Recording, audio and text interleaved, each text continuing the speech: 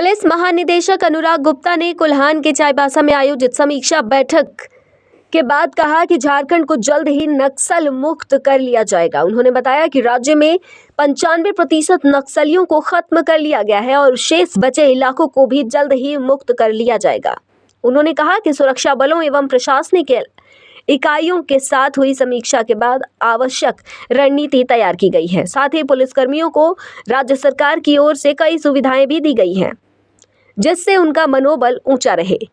Police महानिदेशक ने यह भी कहा कि अब राज्य के कई हिस्सों से ऐसी सूचनाएं मिल रही हैं कि नक्सलियों का विरोध ग्रामीण स्वयं कर रहे हैं। उन्होंने कहा कि अब ऐसी स्थिति बनी है कि ग्रामीण स्वयं ही उन्हें इलाकों से दूर करेंगे। देखिए, ऐसा है कि हमने पूरे नक्सल अभियान का जो राज्य का है उसका हमने रिव्यू किया है। हमारे राज्य की 95% नक्सल समस्या समाप्त हो चुकी है। जो 4-5% बची है मात्र चाईबासा जिला में, उसको हम लोग खत्म करने का अभियान चला रहे हैं और हमारा प्रयास रहेगा कि जल्द से जल्द पूरे झारखंड राज्य को नक्सल मुक्त करें। उसके जो विभिन्न पहलू हैं, चाहे वो इंटेलिजेंस है, चाहे वो ऑपरेशन है, चाहे वो व्यवस्था है, चाहे हमारे कैंप्स हैं, चाहे हमारे CRPH, हमारे जवानों का मनोबल है, सभी बिंदुओं पर हम लोग ध्यान दे रहे हैं। सभी पर चर्चा हुई है और इस मीटिंग में थानेदार से लेकर के DC तक सभी अधिकारी सम्मिलित हुए थे। सभी अधिकारियों से फील्ड का एक्सपीरियंस की जानकारी प्राप्त की गई है और उनके द्वारा जो भी इनपुट्स दिए गए उसके बेसिस पर हम लोग अपनी पॉलिसी का एक रिव्यू करेंगे और अगर कोई कमियां हैं, कोई चीज़ है जिसको सुधार की आवश्यकता है तो उस पर सुधार करेंगे। गुदड़ी से खबर आ रही है नक्सल के विरोध में ग्रामीण उतर गए हैं, ऐसी खबर आ रही है, इस पर कुछ कहेंगे? ये कोई नई बात नहीं है। नक्सल तो नाम के रह गया, अपराधी हैं सभी, और अगर गांव के लोगों को परेशान करेंगे तो गांव के सामने आएंगे।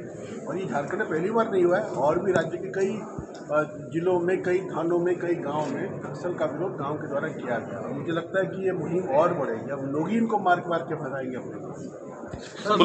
पुलिसकर्मियों के लिए सर एक सवाल था ये कि जो पुलिसकर्मी थोड़े डिप्रेशन में नज़र आ रहे हैं, बहुत सारे विभिन्न कारणों से, सुविधाओं के मामले में 10-10 साल से एक ही जगह जमे हैं, 3 साल में ट्रांसफ़र होना, ऐसी से बहुत सारी बातें हैं। इस पर कुछ नया डिसीजन हो रहा है सर?